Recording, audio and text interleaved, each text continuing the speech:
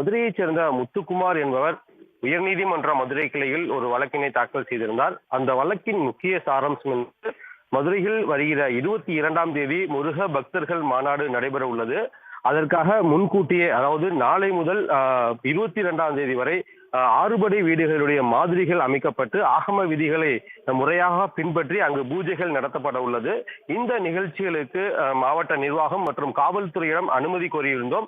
இதுவரை அனுமதி வழங்கவில்லை. எனவே இந்த நிகழ்ச்சிகள் மற்றும் மாநாடுகளுக்கு நடத்த அனுமதி வழங்க வேண்டும் என்றுதான் மனு தாக்கல் செய்திருந்தார். இந்த மனு என்பது சற்று நேரத்திற்கு முன்பாக நீதிபதி புகழேந்தியுடைய அமர்வில் விசாரணைக்கு வந்திருந்தது. விசாரணையின் போது இந்த நிகழ்ச்சிகளுக்கு ஏன் அனுமதி வழங்கவில்லை என அரசு தரப்பில் நீதிபதி கேள்வி எழுப்பியிருந்தார். அப்பொழுது அரசு தரப்பில் ஆஜரான வழக்கறிஞர் ஒரு விரிவான பதிலை மனுவாக தாக்கல் செய்திருந்தார். குறிப்பாக மனுதாரர்கள், அதாவது இந்த நிகழ்ச்சி நடத்தக்கூடிய மனுதாரர்கள் அனுமதி கோரி விண்ணப்பித்திருந்தனர்.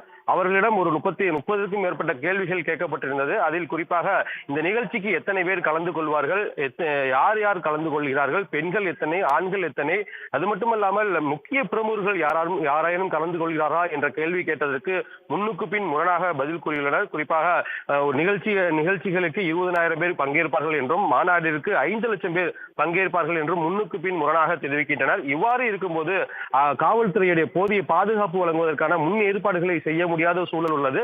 ஆகையால் தான் அனுமதி வழங்குவதில் காலதாமதம் ஏற்பட்டுள்ளது என தெரிவிக்கப்பட்டிருந்தது. இதைத் தொடர்ந்துதான் நீதிபதிகள் தற்போது மனுதாரர்கள் தரப்பில் மீண்டும் காவல்துறையினுடைய கேள்விகளுக்கு முறையாக பதிலளிக்க வேண்டும். இது மட்டுமல்லாமல் இந்த நிகழ்ச்சிகள் என்பது ஆகம விதிகளை பின்பற்றி நடத்தப்படுகிறதா என பல்வேறு கேள்விகளை எழுப்பியிருந்தனர். இருந்த போதிலும் தமிழக காவல்துறை தரப்பில் மனுதாரருடைய கோரிக்கைகளை முழுமையாக பரிசீலனை செய்து அனுமதி வழங்குவது குறித்து 12ஆம் தேதிக்குள் உரிய முடிவு எடுக்க வேண்டும் என்று கூறி இந்த வழக்கு விசாரணையை 13ஆம் தேதிக்கு ஒத்தி வைத்துள்ளனர்.